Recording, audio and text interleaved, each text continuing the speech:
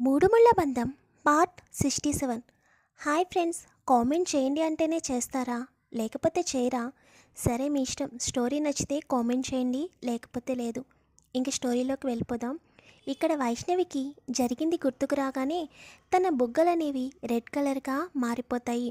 అసలే pure white అయిన వైష్ణవి తన బుగ్గలు ఎర్రగా మారిపోవడం స్పష్టంగా కనిపిస్తుంది. తనకి తెలియకుండానే బ్లష్ అవుతూ ఉంటుంది. విక్రమ్ అప్పటి వరకు చేసినవన్నీ గుర్తుకు రాగానే చిన్నగా నవ్వుకొని, మీరు మామూలు వారు కాదు విక్రమ్ గారు. అమ్మో, నేను కొంచెం లేట్ చేసి ఉంటే ఇంకా ఏం జరిగేదో ఏంటో అని తన గుండె వేగాన్ని అదుపు చేసుకుంటూ ఉంటుంది. ఇంతలో విక్రమ్ డోర్ కొడుతున్న సౌండ్కి తనకి బయటికి ఎలా వెళ్ళాలో అర్థం కావడం లేదు. ఇప్పుడు జరిగిందంతా గుర్తుకు తెచ్చుకుంటే విక్రమ్ని ఎలా ఫేస్ చేయాలో అర్థం కాక అలాగే వాష్రూమ్లో ఉండిపోతుంది. విక్రమ్ బయట నుండి, వైష్ణవి సిగ్గుపడింది చాలు, నేనేమీ పరాయివాడిని కాదు, అయినా నా లిమిట్స్ నాకు తెలుసు, నువ్వు కంగారు పడకు, నేనేమీ చెయ్యను, డోర్ ఓపెన్ చేసి బయటికి రా అని చెబుతాడు. వైష్ణవి నెమ్మదిగా డోర్ ఓపెన్ చేసి బయటకు వస్తుంది. కానీ అసలు విక్రమ్ కళ్ళల్లోకి చూడకుండా అలాగే తలదించేసుకుంటుంది.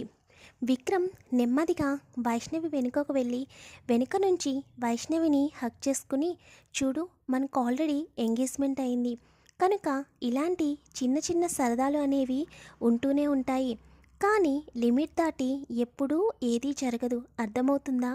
నువ్వు స్పృహలో లేకపోయినా నేను స్పృహలోనే ఉన్నాను, ఏం జరుగుతుందనేది నాకు బాగా తెలుసు. ఇంకా మన పెళ్ళైన తర్వాత మాత్రమే మనం ఒకటయ్యేది, అప్పటి వరకు ఇలాంటివి మాత్రం అలవాటు చేసుకో అని అల్లరిగా అంటాడు విక్రమ్. విక్రమ్ అలా అనేసరికి వైష్ణవి స్పీడుగా విక్రమ్ వైపు తిరిగి గుండెలపై తలపెట్టి విక్రమ్ చుట్టూ చేతులు బిగించి, నేను చాలా హ్యాపీగా ఉన్నాను విక్రమ్ గారు, నేను మిమ్మల్ని తప్పు పట్టడం లేదు, నాకు కూడా మీతో చాలా జ్ఞాపకాలు ఉన్నాయి, నేను మీకు దూరం అయినా కూడా మీ జ్ఞాపకాలతో బ్రతికేస్తాను అని అనగానే విక్రమ్కి కోపం పెరిగిపోయి వైష్ణవిని దూరం జరిపి, ఏం మాట్లాడుతున్నావు నువ్వు? నాకు దూరం అవ్వడమేంటి? అది ఈ జన్మలో జరగదు, అర్థమవుతుందా? నీకు ముందే చెప్పాను, మన మధ్య ఎవరు రాలేరు, రారు కూడా, ఒకవేళ వచ్చినా వారు నిన్ను టచ్ కూడా చేయలేరు, నేనుండగా నీ దగ్గరికి ఎవరూ రారు. ఇలాంటి పిచ్చి ఆలోచనలు అన్నీ పెట్టుకుని నీ మైండ్ని డిస్టర్బ్ చెయ్యకు, నువ్వు నీ హెల్త్ పాడు చేసుకుని నన్ను టెన్షన్ పెట్టకు, అర్థమవుతుందా అని సీరియస్గా అంటాడు విక్రమ్. వైష్ణవి విక్రమ్ కళ్ళల్లోకి చూస్తూ తనపై చూపిస్తున్న ప్రేమకి విక్రమ్ని మళ్ళీ హక్ చేసుకుని, నిజంగా ఈ ప్రేమంతా నాకు జీవితాంతం దొరుకుతుందా విక్రమ్ గారు? మీరు నాకు జీవితాంతం తోడుగా ఉంటారా, ఎన్ని జరిగినా అని ఏడుస్తూ అడుగుతుంది.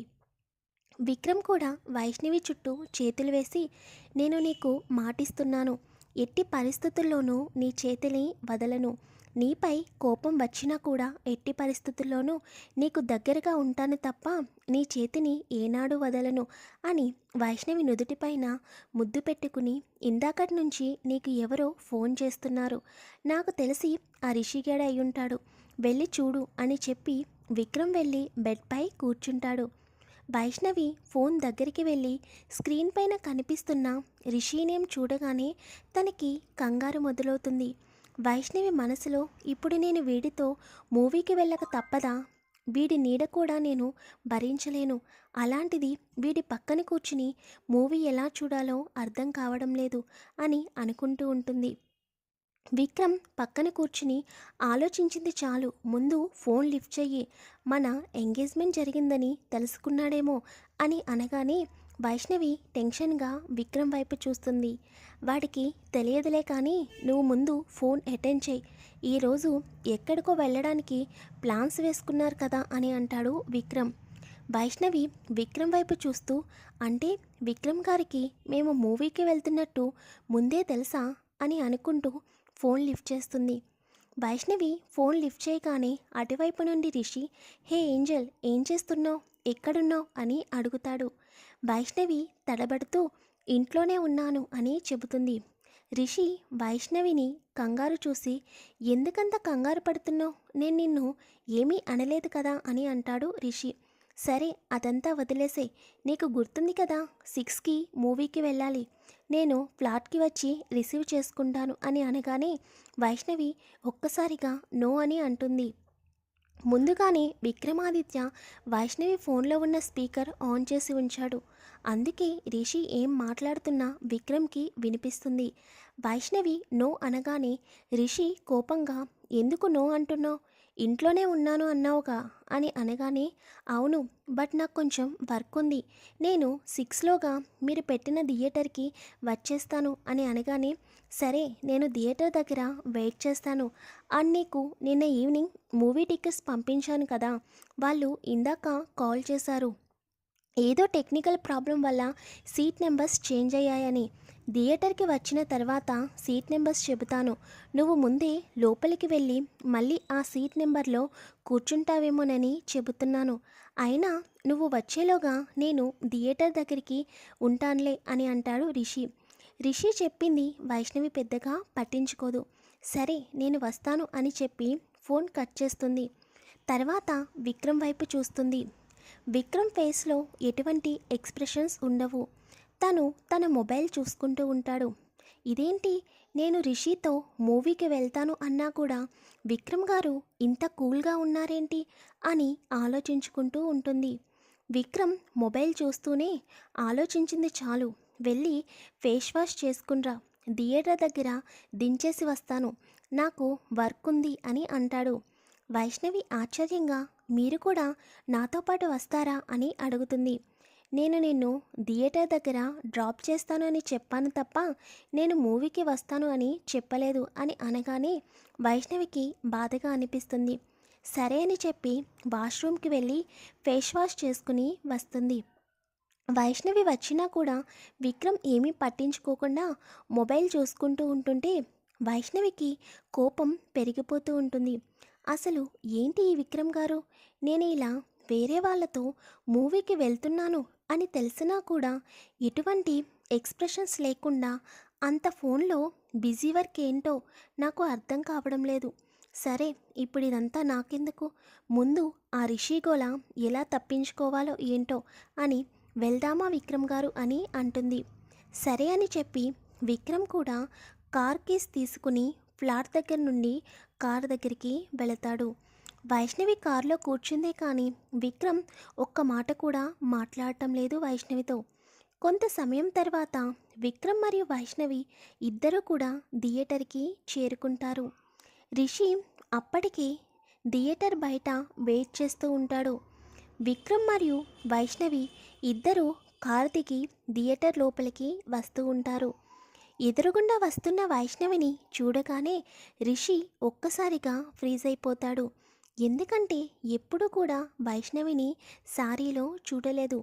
ఫస్ట్ టైం అలా చూడగానే తనని వెళ్ళి హగ్ చేసుకోవాలి అని అనుకుని స్పీడ్గా వైష్ణవి దగ్గరికి వెళతాడు. కానీ వైష్ణవి మాత్రం అది గమనించుకోదు. విక్రమ్ మొత్తం అబ్జర్వ్ చేస్తూనే ఉంటాడు.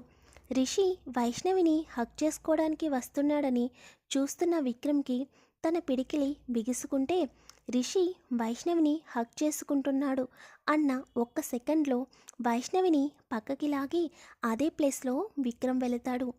రిషి వైష్ణవి అనుకుని విక్రమ్ని హగ్ చేసుకుంటాడు. ఇదేంటి ఇలా ఉంది అని అనుకుని పైకి చూస్తాడు రిషి. విక్రమ్ నవ్వుతూ, ఏంటి రిషి, ఒక్కరోజులోనే అంత మిస్ అయ్యావా నన్ను అని కళ్ళెగరేస్తాడు. వైష్ణవి మాత్రం ఆశ్చర్యంగా చూస్తుంది. రిషికి మాత్రం ఏమీ అర్థం కావడం లేదు. అప్పటి వరకు ఆ ప్లేస్లో ఉండాల్సిన వైష్ణవి ఏమైంది అని పక్కకు చూసేసరికి విక్రమ్కి కొంచెం పక్కన కనిపిస్తూ ఉంటుంది వైష్ణవి. అదంతా విక్రమ్ కావాలని చేశాడని తెలుస్తున్న రిషికి కోపం వస్తున్నా కూడా పైకి నవ్వుతూ, అదేం లేదు, నార్మల్గానే విష్ చేశాను అని చెబుతాడు. తర్వాత రిషి వైష్ణవి వైపు చూసి వెళ్దామా అని అంటాడు. వైష్ణవి కూడా సరే అని చెప్పి విక్రమ్ వైపు బాధగా మరియు కోపంగా చూస్తుంది. విక్రమ్ మాత్రం ఏమీ పట్టించుకోకుండా, ఓకే వైష్ణవి, బాగా ఎంజాయ్ చేసిరండి అని చెప్పి కార్ దగ్గరికి వెళ్ళి కార్ కీస్ తీసుకుని వెళ్ళిపోతాడు. వైష్ణవికి విక్రమ్ పైన బాగా కోపం వస్తుంది. కానీ తనని అలా వదిలేసి వెళ్ళిపోయినందుకు బాధగా అనిపిస్తుంది. ఏమీ చేయలేక రిషి వెనకాలే థియేటర్ లోపలికి వెళుతుంది. తర్వాత ఏం జరుగుతుందో నెక్స్ట్ పార్ట్లో తెలుసుకుందాం. వీడియో నచ్చితే కామెంట్ చేయండి, లైక్ చేయండి, షేర్ చేయండి, ఛానల్ని సబ్స్క్రైబ్ చేసుకోండి. Thank you very much.